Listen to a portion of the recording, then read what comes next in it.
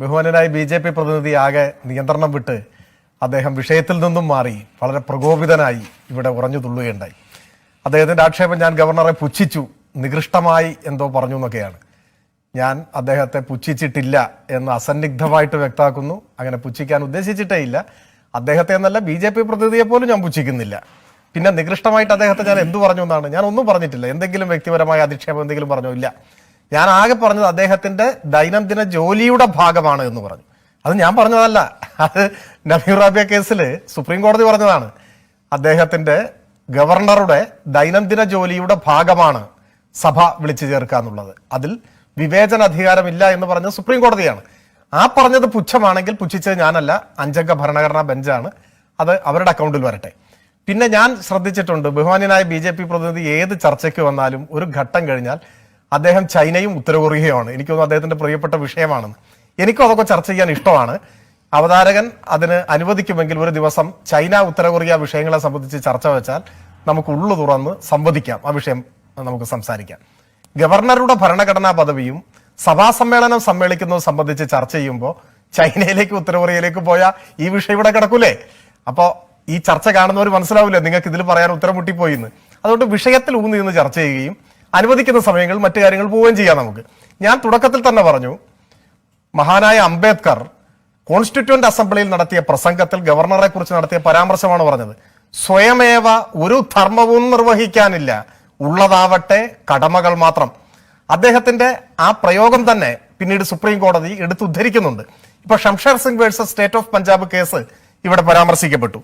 ആ കേസിൽ പറയുന്നുണ്ട്, നയപരമായ കാര്യങ്ങളിൽ വ്യക്തിപരമായ വിവേചന അധികാരം ഇല്ല, അസന്നിഗ്ധമായി പറയുന്നുണ്ട്. പിന്നീട് ഈ ചർച്ചയിൽ പരാമർശിക്കപ്പെട്ട ക്രിമിനൽ പ്രോസിക്യൂഷൻ സംബന്ധിച്ച്, അത് Madhya Pradesh special police establishment case 2004-ലെയാണ്. ആ കേസിൽ ഗവർണർക്ക് അനുകൂലമായ വിധിയാണ് വന്നത്. അവിടെ മന്ത്രിസഭാ തീരുമാനമല്ല കോടതി അംഗീകരിച്ചത്. പക്ഷെ കോടതി ഷംഷേർ സിംഗ് കേസിലെ വെർഡിക്റ്റിനെ ഓവർ റൂൾ ചെയ്യുകയല്ല ചെയ്തത്. ഷംഷേർ സിംഗ് കേസിലെ വെർഡിക്റ്റ് ഉയർത്തിപ്പിടിച്ചുകൊണ്ട് തന്നെ നയപരമായ കാര്യങ്ങളിൽ വിവേചനാധികാരം ഗവർണർക്കില്ലെന്നും, എന്നാൽ ക്രിമിനൽ പ്രോസിക്യൂഷൻ നയപരമായ കാര്യമല്ല എന്നുമാണ് വ്യക്തമാക്കിയത്. ക്രിമിനൽ പ്രോസിക്യൂഷൻ നയപരമായ കാര്യം അല്ലാത്തത് കൊണ്ട് അതിൽ ഗവർണർക്ക് തീരുമാനം എടുക്കാന്ന്. ഇനി ഇതൊക്കെ പറഞ്ഞിട്ടും ഏതെങ്കിലും BJP-ക്കാർക്ക് ഭാവിയിൽ ആശയക്കുഴപ്പം ഉണ്ടായേക്കും എന്ന് കരുതിയിട്ടാണോ എന്ന് എനിക്കറിയില്ല. ബഹുമാനപ്പെട്ട സുപ്രീം കോടതി ഈ പറയുന്ന 2016-ലെ കേസിൽ, നബീർ റാബിയ കേസിൽ അർത്ഥശങ്കയ്ക്കിടയില്ലാതെ പറഞ്ഞു, സഭാ സമ്മേളനം ആ കാര്യത്തിൽ ഗവർണർക്ക് വിവേചനാധികാരം ഇല്ല.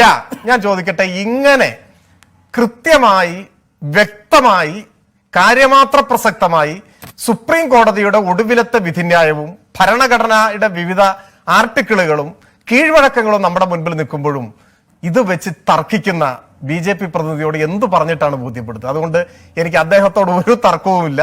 അദ്ദേഹത്തിന് ചൈനയും ഉത്തര കൊറിയയും മാത്രമാണ് പ്രശ്നം. അവതാരകൻ എന്തെങ്കിലും ചോദിച്ചാൽ ഞാൻ പറയാം. ജനങ്ങളോട് അടിസ്ഥാനരഹിതമാണ്, പൂർണ്ണമായിട്ടും അടിസ്ഥാനരഹിതമായ കാര്യങ്ങളാണ്. ഈ ഞാൻ പറയുന്നത് തന്നെ ചെവിയിലേക്ക് തിരിച്ചു വരുന്ന ഒരു പ്രശ്നമുണ്ട്, അതൊന്ന് പരിഹരിക്കാൻ പറയണേ. ഞാനിവിടെ സൂചിപ്പിച്ചത്, ഇപ്പോ ഗവർണറെ സംബന്ധിച്ചിടത്തോളം അദ്ദേഹത്തെ എന്താണ് അടിയന്തര സാഹചര്യം എന്ന് ബോധ്യപ്പെടുത്തേണ്ട ആവശ്യമില്ല, അങ്ങനെ ബോധ്യപ്പെടുത്തേണ്ട കാര്യമില്ല.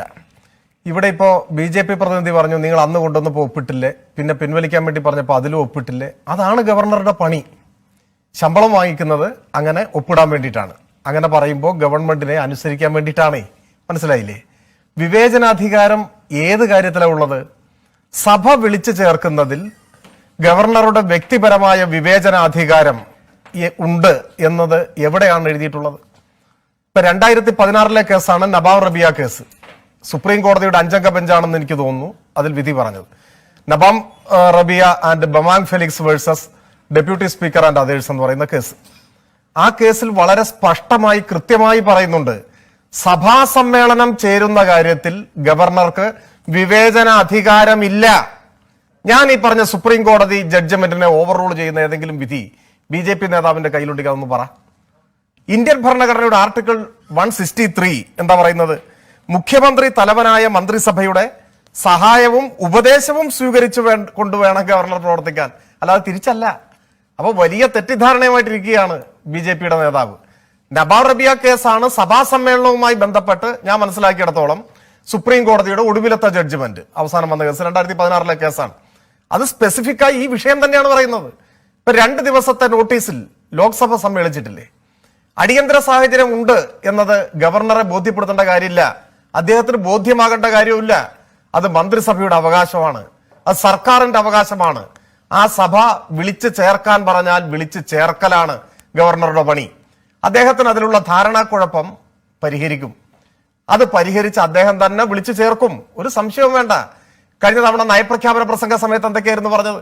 അദ്ദേഹം വായിക്കില്ല എന്നല്ലേ പറഞ്ഞിരുന്നത്? വായിച്ചില്ലേ? എനിക്കിപ്പോൾ ഏത് ഭാഷ വേണമെങ്കിലും ഇവിടെ ഉപയോഗിക്കാം, വായിപ്പിച്ചൊന്നും ഞാൻ പറയുന്നില്ല. അദ്ദേഹം വായിച്ചു, എന്നിട്ട് അദ്ദേഹം പറഞ്ഞു വ്യക്തിപരമായി അദ്ദേഹത്തിന് വിയോജിപ്പുണ്ടെന്ന് പറഞ്ഞു. അതാര് ഗൗനിക്കുന്നു? അദ്ദേഹത്തിന് ഒരു പൗരൻ എന്ന നിലയ്ക്ക് വ്യക്തിപരമായി യോജിക്കുകയോ വിയോജിക്കുകയോ ചെയ്യാം, അത് അദ്ദേഹത്തിന്റെ കാര്യം. എന്നാൽ സർക്കാരിന്റെ നയപ്രഖ്യാപന പ്രസംഗം നിയമാനുസൃതമായി തയ്യാറാക്കിയിട്ടുള്ളതനുസരിച്ച് വായിക്കാൻ ബാധ്യസ്ഥനാണ് അങ്ങ് എന്ന് അദ്ദേഹത്തെ ബോധ്യപ്പെടുത്തി. അദ്ദേഹം അച്ചടക്കത്തോടെ അത് വായിക്കുകയും ചെയ്തു. ഇത് നിങ്ങൾ നോക്കിക്കോളൂ, ഈ നിയമസഭാ സമ്മേളനം അദ്ദേഹത്തിന് വിളിച്ചു ചേർക്കേണ്ടി വരും. കാരണം ഞങ്ങൾ ഉയർത്തിപ്പിടിക്കുന്നത്, ഞങ്ങൾ ചൂണ്ടിക്കാണിക്കുന്നത് ഇന്ത്യൻ ഭരണഘടനയെയും അതുപോലെ തന്നെ സുപ്രീം കോടതിയുടെ വളരെ പ്രാധാന്യമുള്ള ഭരണഘടനാ ബെഞ്ച് ഉൾപ്പെടെയുള്ള ബെഞ്ചുകളുടെ വിധിന്യായങ്ങളെയും കീഴ്വഴക്കങ്ങളെയുമാണ്. ആ കീഴ്വഴക്കങ്ങളും വിധിന്യായങ്ങളും ഇന്ത്യൻ ഭരണഘടനയും ലംഘിക്കാൻ ഒരു ഗവർണർക്കും അവകാശമില്ല. അങ്ങനെയല്ല, അതിലിപ്പോ 2 മറുപടി ഉണ്ട് നിങ്ങൾ ചോദിച്ചതിന്. ഒരു മറുപടി ഈ മന്ത്രിസഭ അങ്ങനെ തീരുമാനിച്ചു എന്നുള്ളതാണ്. അത് തീരുമാനിക്കാനുള്ള അധികാരം, അത് തീരുമാനിക്കാനുള്ള ഭരണഘടനാപരമായ അധികാരം, അവകാശം സർക്കാരിനുണ്ട് എന്നതാണ് അതിന്റെ ഒരു മറുപടി. പിന്നെ ആ നിലയിൽ നമ്മൾ തർക്കിക്കേണ്ട എന്നുള്ളത് കൊണ്ട് അങ്ങ് ചോദിച്ചതിനോട് ഞാൻ കുറെ കൂടി വിശാലമായി മറുപടി പറയാം. അത് മറ്റൊന്നുമല്ല, 8-ാം തീയതി മുതൽ നിയമസഭ ചേരുന്നു. ആ നിയമസഭയിൽ ആദ്യ ദിവസം നിങ്ങൾ ഈ ഉദ്ദേശിച്ച കാര്യങ്ങൾ ചെയ്താൽ പോരെ എന്ന് ചോദിച്ചാൽ അങ്ങനെയൊക്കെ ചെയ്യാം. എന്നാൽ അത് പോരാ എന്ന് ഞങ്ങൾക്ക് തോന്നുന്നു.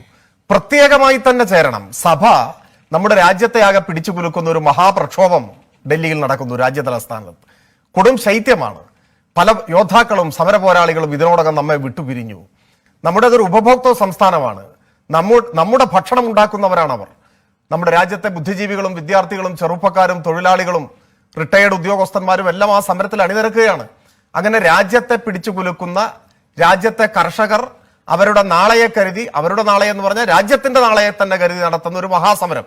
അപ്പൊ ആ സമരത്തിന്റെ പശ്ചാത്തലത്തിൽ പ്രത്യേകമായി തന്നെ ഒരു സഭ ചേരണം. അപ്പോഴാണ് അതിന്റെ ഗൗരവം നമുക്ക് നമ്മുടെ രാജ്യത്തെ, സമൂഹത്തെ ബോധ്യപ്പെടുത്താനാവുക എന്ന് തോന്നിയാൽ ആ നിലപാടിനെ, ആ തീരുമാനത്തെ പാടില്ല എന്ന് പറയാൻ ആർക്കാണ് അവകാശം?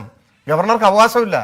നമ്മുടെ രാജ്യത്തിന്റെ ഭരണഘടനാ നിർമ്മാണ സഭയിൽ അത് സംബന്ധിച്ചുള്ള ചർച്ചകൾ നടത്തവേ ഭരണഘടനാ ശില്പി ആയിട്ടുള്ള ബഹുമാന്യനായ ഡോക്ടർ അംബേദ്കർ തന്നെ പരാമർശിച്ചിട്ടുള്ള ഒരു വാചകമുണ്ട്.